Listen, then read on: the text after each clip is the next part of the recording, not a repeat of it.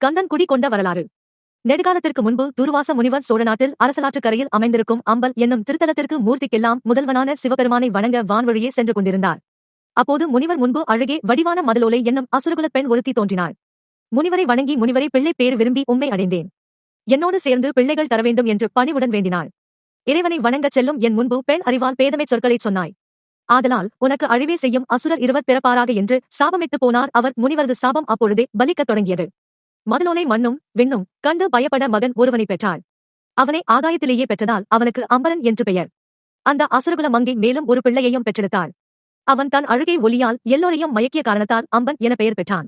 அசுரர் குலகுருவாம். சுக்ராசாரியாரிடம் ஒப்படைத்து நல்வழி காட்டும்படி சொல்லி மறைந்து விட்டாள். குலகுரு அவ்விருவரையும் பரிவோடு அழைத்து அம்பல் திருத்தலம் சென்று ஆதி அந்தம் இல்லாத சிவபெருமானுக்கு ஆலயம் அமைத்து அன்போடு வழிபட்டு அண்ணலின் அருளால் வளம் பல பெற்று அசுர குலத்தை அண்டம் எங்கும் பரப்புங்கள் என்று உபதேசம் செய்தார். குருவின் வாசகம் ஏற்று அசுரர் இருவரும் அம்பல் திருத்தலம் சென்றனர். ஈசனைக் கண்டு உருகி துதித்தனர். இறைவர்க்கு பெருங்கோயில் செய்ய விரும்பி மண்டபமும் கோபுரமும் சுற்று மதிலும் அமைத்து பிரகார தெய்வங்களுக்கு சிறு கோயில்களும் கட்டி நந்தவனமும் அமைத்து திருப்பணி யாவும் திருத்தமுறச் செய்தனர்.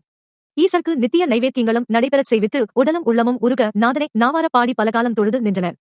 அல்லல் அகற்றும் அரண் அசுரர் முன்பு எழுந்தருளி அசுரர்களே, வேண்டும் வரம் என்ன என்றார். அசுரர் இருவரும் ஐயனின் திருவடிகளில் விழுந்து வணங்கி நாங்கள் இருவரும் எல்லா உலகையும் வெல்ல வேண்டும் என்றும் இன்ப வாழ்வு வாழ வேண்டும் என்று வேண்டினர். அசுரர் இருவரின் சிற்றின்ப ஆசையை எண்ணி இறைவர் முறுவலித்தார். பேரின்பம் வேண்டாத அவர்களின் அறியாமையை நினைத்து இறக்கப்பட்டார். வேண்டியவற்றை வேண்டியபடி வழங்கும் விமலன் அசுர குல கொழுந்துகளே, உங்கள் இருவரையும் எம் சக்திகளால் அல்லாமல் எவரும் உங்களை கொல்ல முடியாது. நீங்கள் வேண்டியன அனைத்தையும் தந்தோம் என்றருளி மறைந்தார். வரம் பெற்ற அம்பரனும் அம்பனும் வரபலத்தால் ஆணவம் கொண்டனர். அசுரர் இருவரும் விண்ணுலகையும் மண்ணுலகையும் வென்று நாசப்படுத்தினர். தேவரெல்லாம் அசுரர் அரண்மனையில் அடிமை தொழில் செய்தனர். மக்கள் யாவரும் கண்ணீர் வடித்தனர்.